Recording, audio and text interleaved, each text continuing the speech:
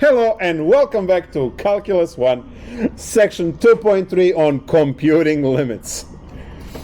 So, we already covered the basic idea of limits and the notion that you can compute limits by looking at the graph or working out that chart. The chart that we used last lecture is always available to you, but it's time consuming and annoying to compute number of values and then guess where those values go. So we would like to see if there are any methods that we can use using algebra and so on to calculate limits rather than using graphs and calculating values. So I'll start with well, let's just spell it out. So, to compute limits,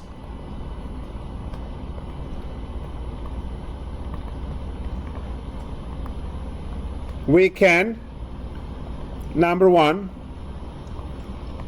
look at the graph. More on this as we go along. Number two, compute the values. Now that's annoying, so we try not to do that. Sometimes you have to, so you do it. Number three,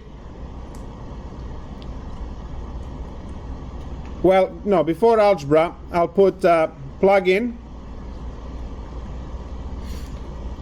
Number four, algebra. And if all of this fails, then the ultimate way is to use essential oils or whatever. I don't know. All right, so yeah, it's amazing against polio. I don't know if you heard. So, yeah. So let's take a look at this plug-in idea.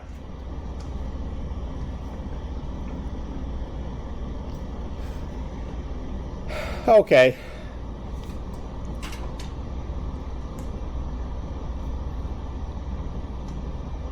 This one should come with a warning. And I'm going to write that here in blood now. And capital letters, because I am internally screaming at you. If the value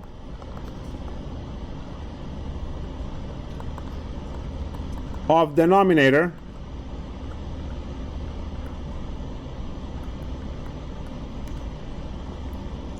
is 0, use other methods.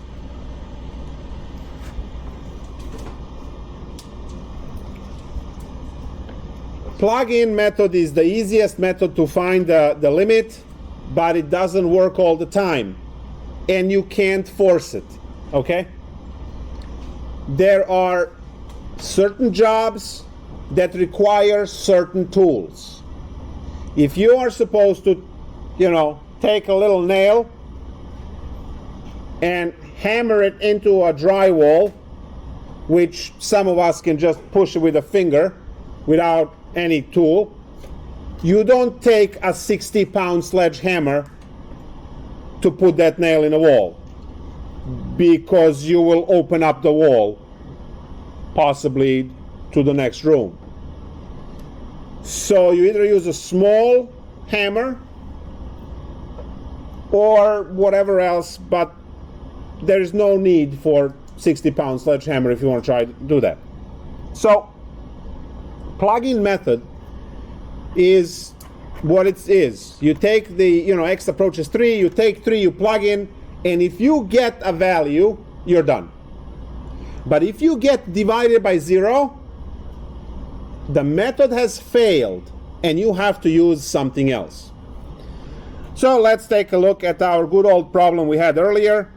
Limit x approaches 3 for x squared minus 1. This method is you plug in 3, you compute 8, great. We got it, move along. So this is what the plug-in method is. So in some cases, for limits, you will be able to do this, and you are immediately done. However, in other cases, you cannot do that. Say you have limit x approaches 3 for 1 over x minus 3. If you plug in, you get 1 over 3 minus 3, which is 1 over 0. And this is where, if you do this on the test, you see this. Because the method has failed, you cannot use this method. All right, so what do I do with this problem? Well, this problem has other ways that you learned, and one of them is graph. What is the way to graph this x minus 3 business? Shift to the right. So you can graph this and just use your eyes and look at it. That's a method. So you graph this function, you know what 1 over x looks like, and then you just shift it 3 units to the right. And now you tell me, for the red approach, this is Juliet, right? Limit x approaches 3 minus of 1 over x minus 3 is equal to what value? What is the y value as red arrow goes towards 3? Negative infinity. Perfect. Do we all see that the red arrow will go down to negative infinity as you are approaching 3? Yeah. We good? All right. Let's go and see what our boy Romeo is doing. As we go from the right, limit x approaches 3 plus of 1x minus 3. What's happening with the y value?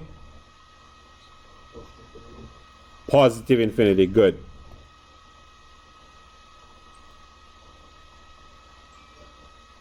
You got it. So what do we know about overall limit then? Why? Doesn't meet. Nice. There we go. Done deal. Now, does this mean that every sign when you see a 0 in denominator is going to be does not exist? No.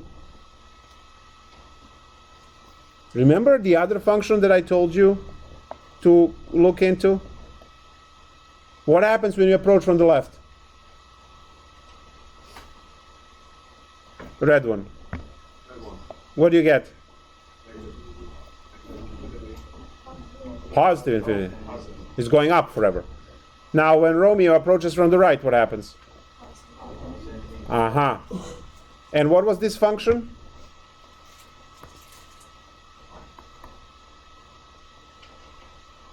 One over x squared. So if I do the limit x goes to 0 of 1 over x squared, I'm going to get 1 over 0, right?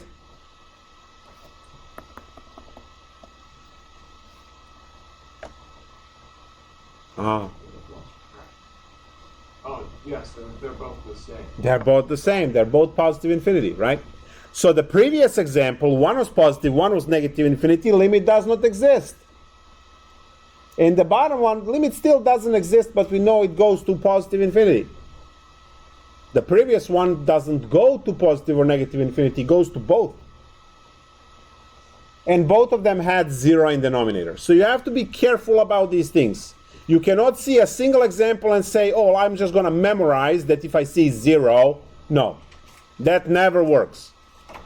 You need to know the concept. And the concept is left approach gives you something, right approach gives you something. They always give you something. If that something is the same, that's the overall limit. If the somethings are different, then the limit does not exist. That is the concept that you must know. And you don't care which example you get. If you know that concept, you don't care whether you have sine function or you have exponential function, or you have polynomial function, or rational, radical, doesn't matter. They all give you numbers on the or infinities on left and right limit, and you just say they're the same or they're not the same, and that's it. So, when we are talking about plug-in method, the first problem we did, we were able to plug in 3, we were able to obtain 8, move along. The next two examples, we had 1 over 0, and our plug-in method fails, therefore we used something else. In this case, we used graphing.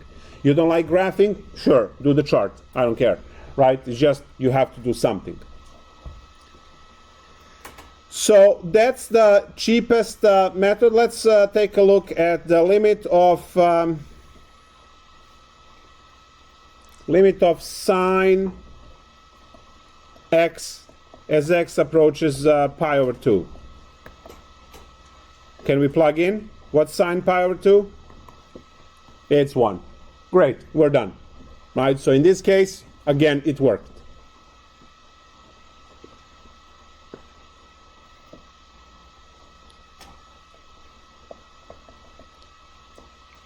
Algebra. Sometimes you can use algebra to massage the problem and something might cancel, making the problem easier to use. Say you have limit x squared minus 16 divided by x plus 4 as x approaches negative 4. Can you plug in? No. When you plug in, you get 0 divided by 0. How much is 0 divided by 0? Yeah, we'll see. It's about 3/4, but we'll get there. So, yeah, I know. We can actually make 0 divided by 0 to be anything we want. I'll show you the tricks. It's in chapter 4. I'm not joking. So if we are to use plug-in method here, you get 0 divided by 0. Negative 4 squared is 16. 16 minus 16 is 0. Minus 4 plus 4 is 0. So 0 divided by 0, not good. So we cannot plug in. I'll write it in blood. Cannot plug in cos 0 divided by 0. There we go. So what do we do? Well, the title is algebra. So what can I do? Divide by x plus 4. Okay, can we do something else? What you said is correct, is just longer than what I had in mind. The F word? Very good. So x minus 4, x plus 4. And then x plus 4 will cancel. And what you have is, now you have limit of x minus 4 as x approaches negative 4. That's negative 4 minus 4, which is negative 8. Now you can plug in. Look at that. Awesome. Now, I would like to verify this. Let's say you care, right? And you want to check. What do? We're going to go to Desmos. Or whatever your favorite graphing tool is. And you just graph this function and you take a quick look if at negative 4 you're actually having negative 8. So all you need to do is to plug in, open parenthesis, x squared minus 16 divided by x plus 4.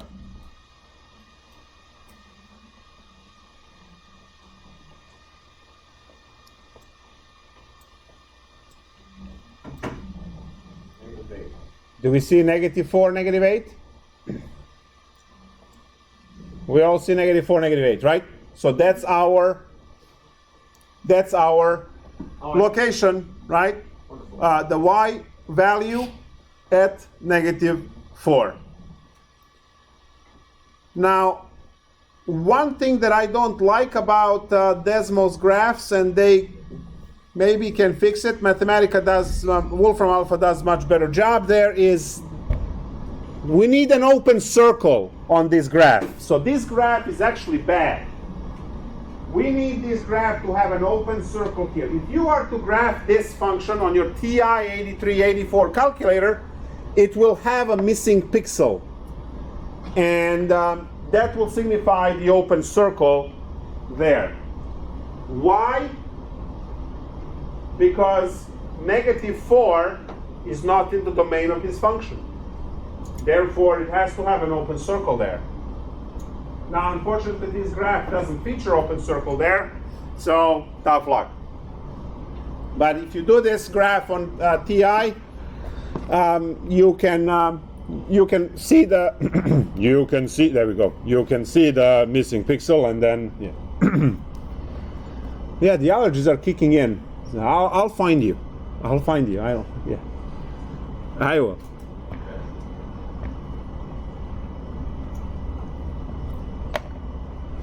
Let's take a look at some of the homework exercises.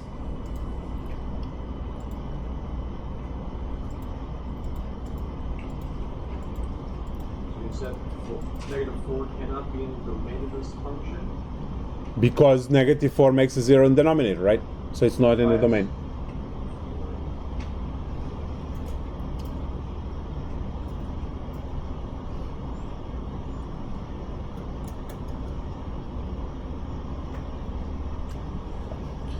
They have a lot of wonderful exercises. You might disagree, but again, that's you. Something like, let's say 42, which says limit, I don't know why w, but w goes to 1. 1 divided by w squared minus w minus 1 over w minus 1. So try this. You have 15 seconds, no pressure. Okay.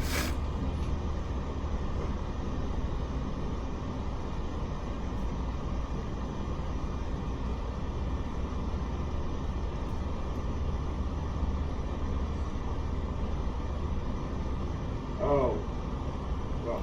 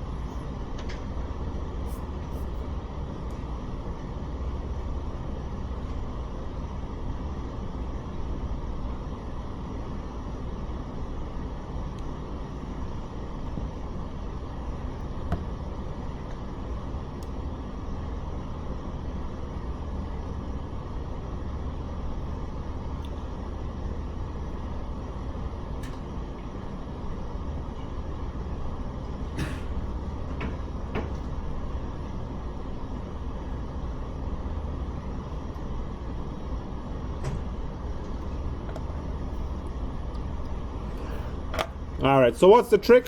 What should I do? I try to go about factoring.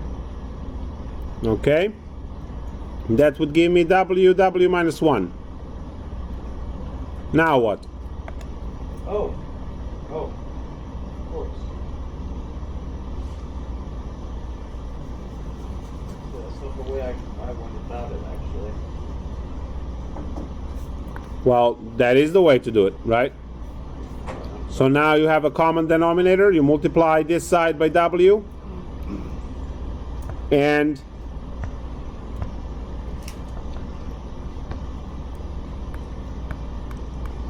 we have limit w goes to 1 of 1 minus w divided by w minus 1.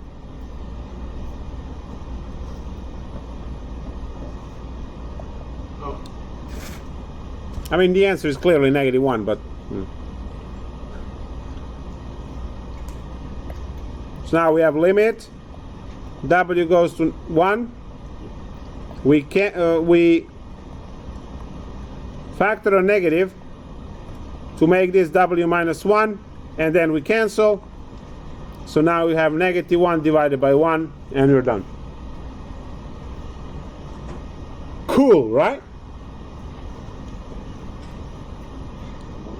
Mathematical gymnastics. having trouble keeping up with this one.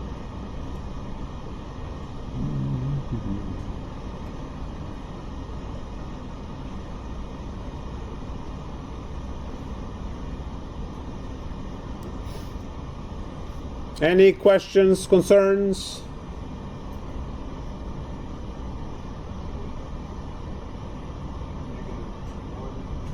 How did the W in the denominator become a 1?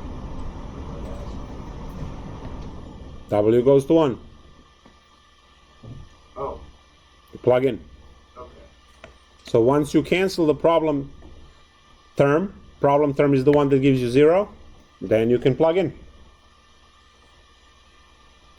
I see. Let's do another one of the, ooh, nice. It's beautiful. Limit, we're back to x. X goes to 1. X minus 1 divided by square root of x minus 1.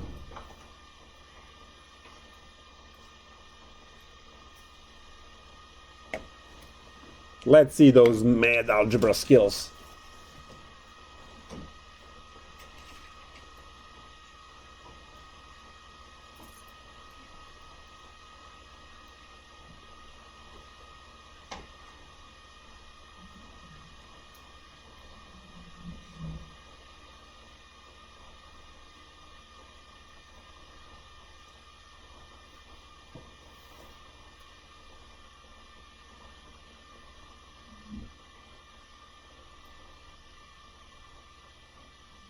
I'm stumped.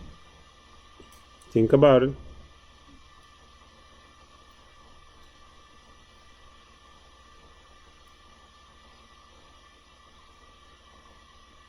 What's the answer to? Is it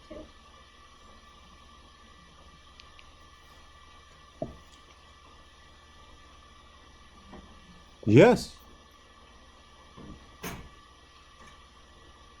What'd you do?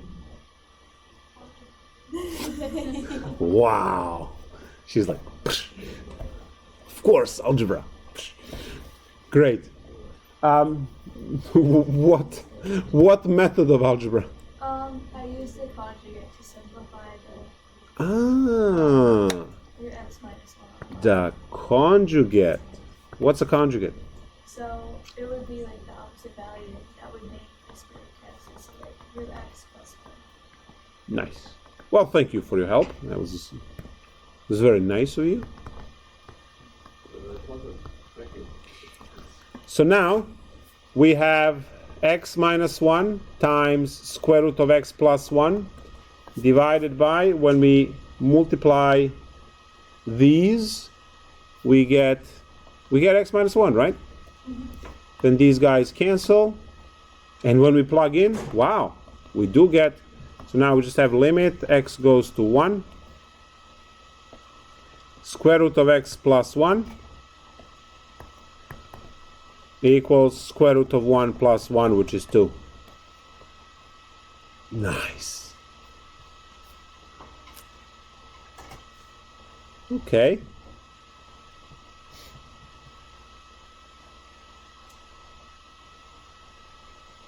Are there any other ways to do this?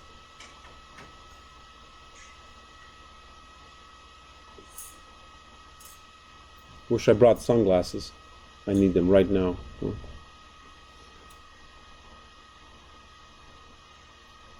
Any other ways? How is root 1 plus 1 equal 2? How much is square root of 1? 1. Oh, yes. Good.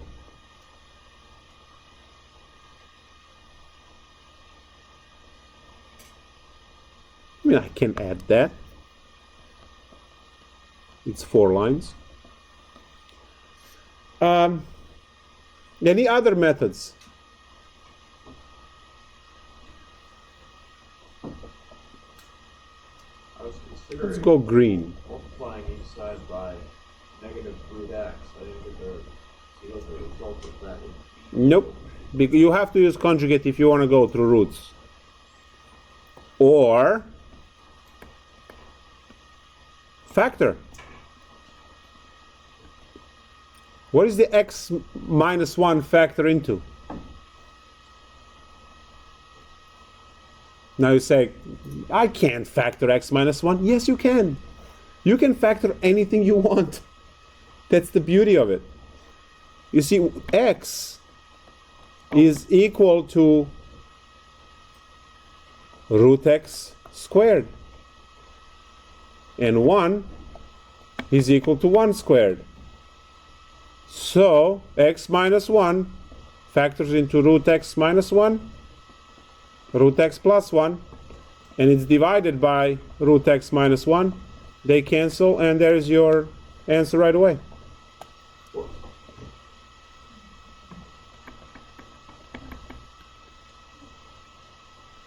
So now that you have seen this, I'm going to ask you algebra question. Factor x minus 3, what do we get?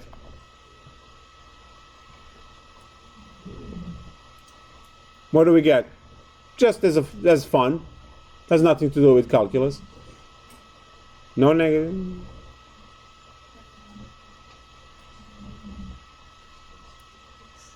X minus 3 factors into what?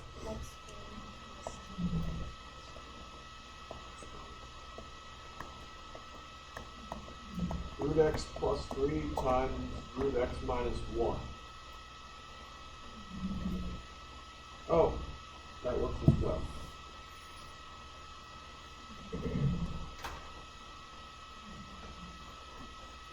You haven't considered this type of factoring, but it can be done, so why not?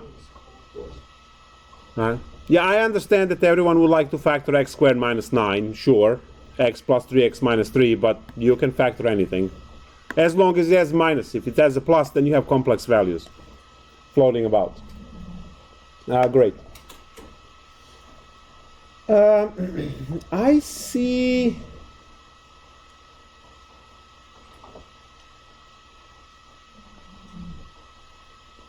some interesting problems here. Something like problem 53, which has different quotient in it.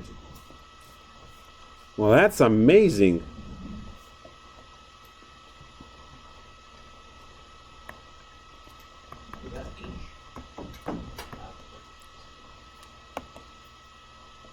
H goes to 0. So 5 plus h, no coughing, minus 25 divided by h.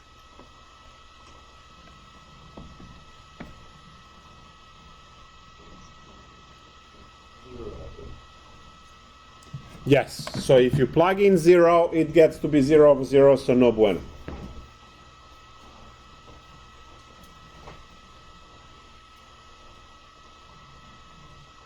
What's the only thing you can do? Not sure as of yet.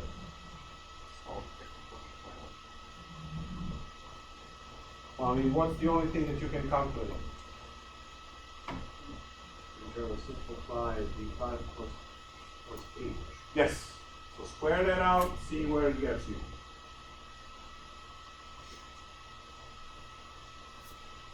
Right.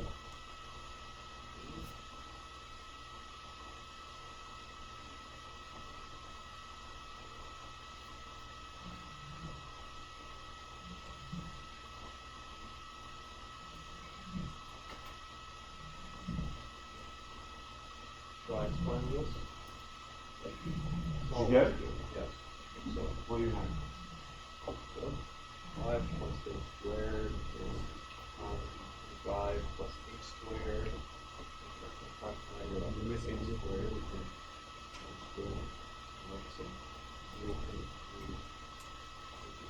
Oh, yes, I can follow that.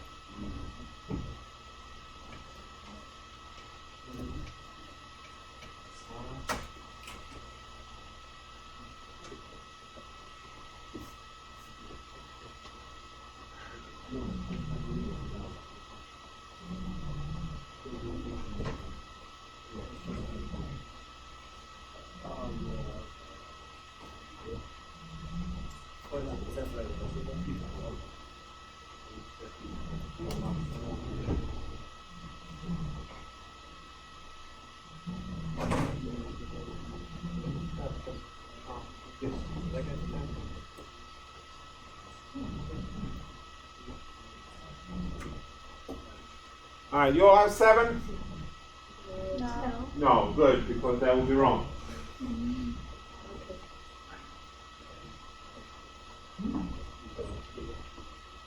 I'm getting 10 as well. Exactly. 10 is a good answer. Got 10? Got 10. Great. So shovel some algebra around, and there we go. So we expand. Don't forget the middle term. We have 25 plus 10h plus h squared minus 25 over h. 25s cancel. Then we factor out h. 10 plus h divided by h. Now h dies. And we have limit h goes to 0 of 10 plus h. When h goes to 0, the answer is just 10. Perfect. All right, so now let's take a look at properties of limits.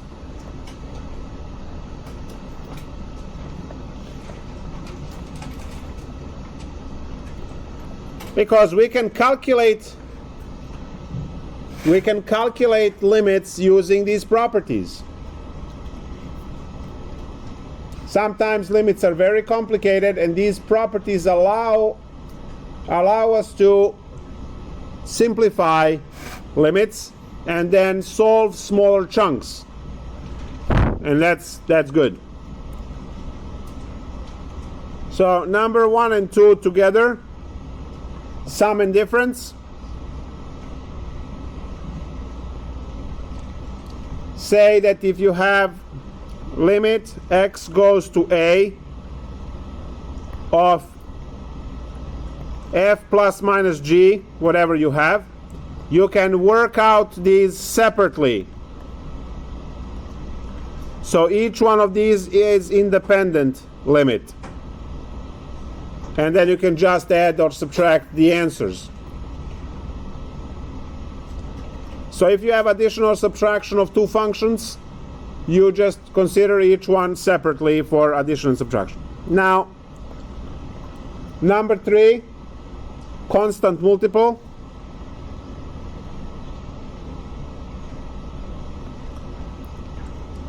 If you have limit and then c times f of x as x goes to some value, you can kick the constant outside of the limit.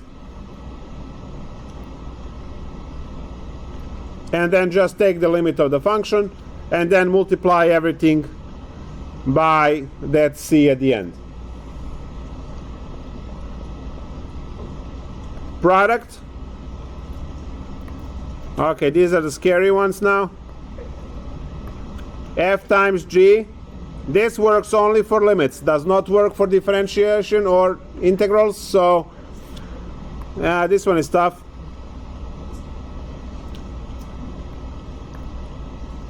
And then a C there. From part 3. What happened? Is that a C in constant multiple? Yes, constant multiple.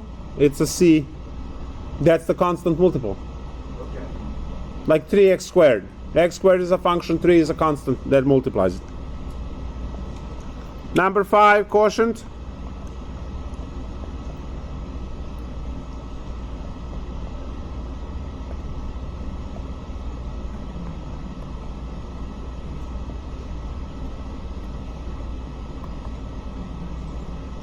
And you just get to divide two limits.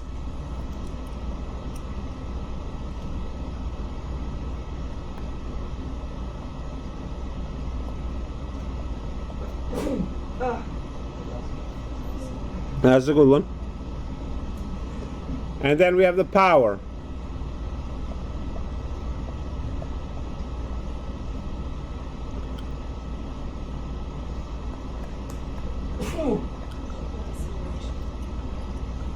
So if you have the limit of f to the n, you can actually take the limit of the function first and then raise everything to the nth power.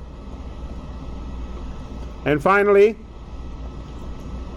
rule 7 is a root. So if you have limit x goes to a to some nth root of f of x, it's just going to be nth root of the limit of f of x. So again, you focus only on taking the limit of the function, and then whatever you get, you take the nth root of that. So these are all of the properties for limits. And you can use them to calculate some limits. I mean, the problems are designed so you don't know what the functions are, you just have the names. And then you use properties to solve. Let limit as x goes to, let's say, 3 of f of x be 7. Limit of g of x as x goes to 3 to be 2. Limit of h of x as x goes to 3, let's say it's negative 4, whatever. So we make these up, and then we want to know what is the limit as x goes to 3 for f of x g of x squared divided by the cube root of, let's say, h of x, right? So if you have this situation, then you can use the properties, the blue properties, to break this down to the limit of f of x, limit of g of x, and so on, and then you can apply, you can just replace them with what their values are. So now this can be 4 times, now we have the f of x, that's just limit x goes to 3 of f of x, times, parenthesis, limit g of x, everything squared, okay, x goes to 3, and then the cube root of limit of h of x. So all I have done now is I took this limit, right, and gave it to each one of the functions, and then I used the proper properties to stay with the product, to stay with the root, and so on. So now, the limit, we have 4 times, the limit of f of x is 7, so that's 7, times, limit of g of x is 2, and we need to square that. And finally I have a cube root of negative 4. So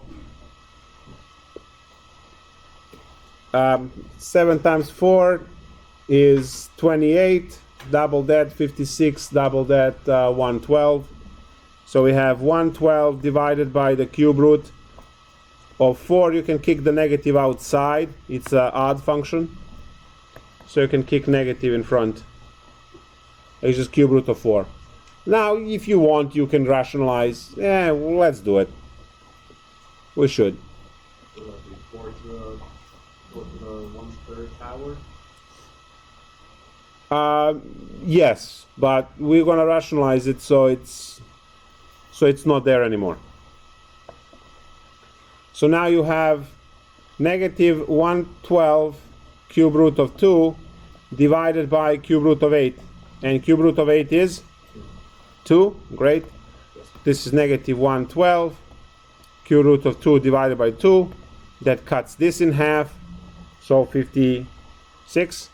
So negative 56 cube root of 2. Awesome.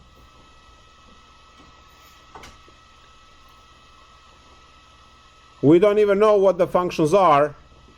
We got the numerical value for it because we knew what each individual function had as its limit. 7, 2, and negative 4.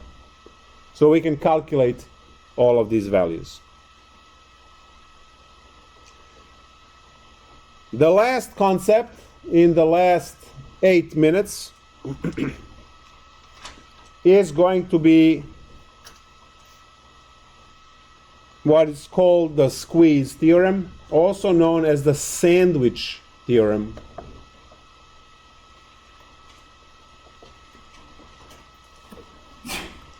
So the squeeze theorem.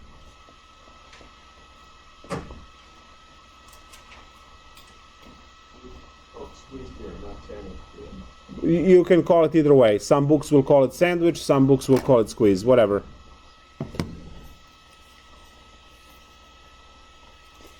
Sometimes limits don't play nice.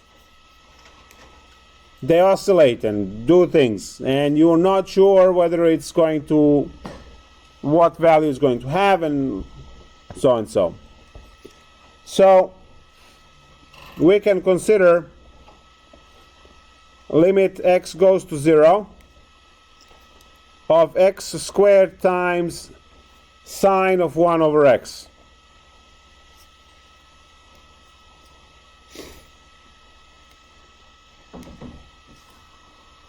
Now if you try to plug this in, you get 0 times sine of infinity, which makes no sense. Because you get 1 over 0 in the sine. So that's not good.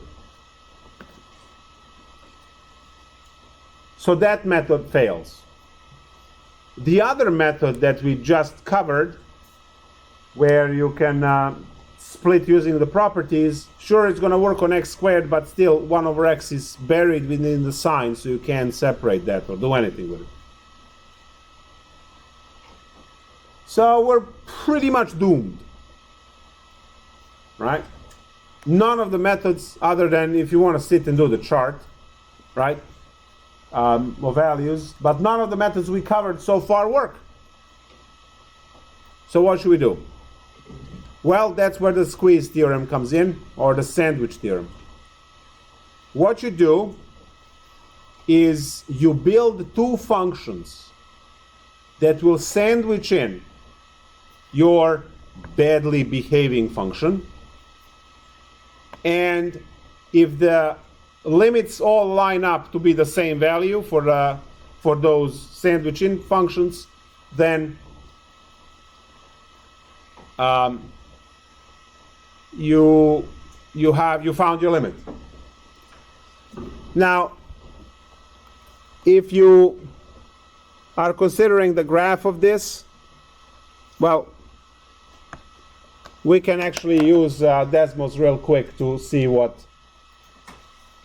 this function looks like. You have your x squared times sine of 1 divided by x.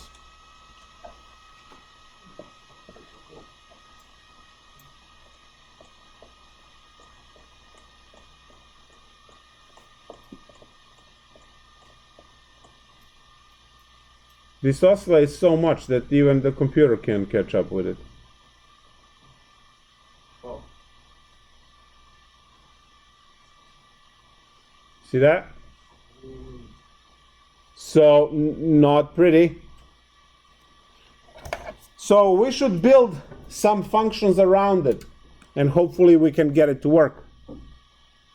This is how it's done. We start with the notion, and I'll write that in blood, sine x and cosine x are bounded by 1. So this is where you start. You say your sine of 1 over x is bounded by 1. This means that your sine 1 over x can at most be 1, or at least be negative 0 or negative 1, and that's it. It cannot have any other values other than these. So that's what it means.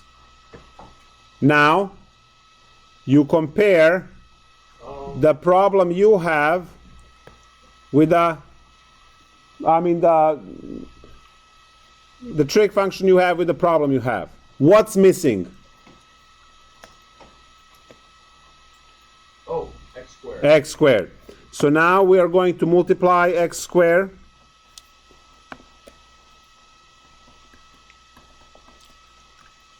everywhere and get negative x squared less equal than x squared sine 1 over x less equal than x squared.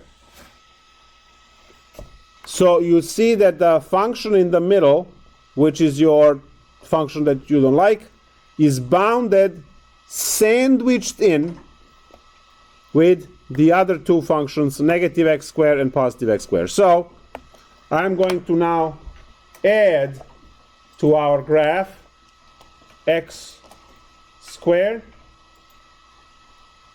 and I'm going to add negative x squared. Do you see that our red function is actually sandwiched in between the blue and the green? Yes. Right? You see that. So now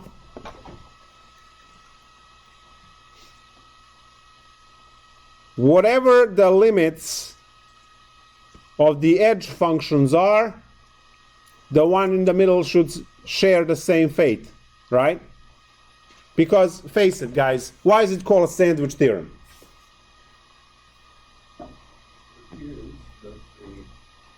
Because piece of bread, piece of cheese, piece of bread, right?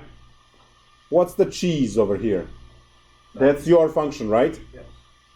Now, the top function and the bottom function, wherever they go, the one that is sandwiched in has to go. I'm not touching cheese. I'm only touching bread, right? No matter where I take this sandwich, the cheese is going to go with it. I'm not touching it, right? I'm only holding the bread. So, whatever the limit is for the blue and green functions that are sandwiching the one that is of our interest, the same limit is going to, you're going to get the same value for the one in between. So now, what is the limit of negative x squared as x goes to 0?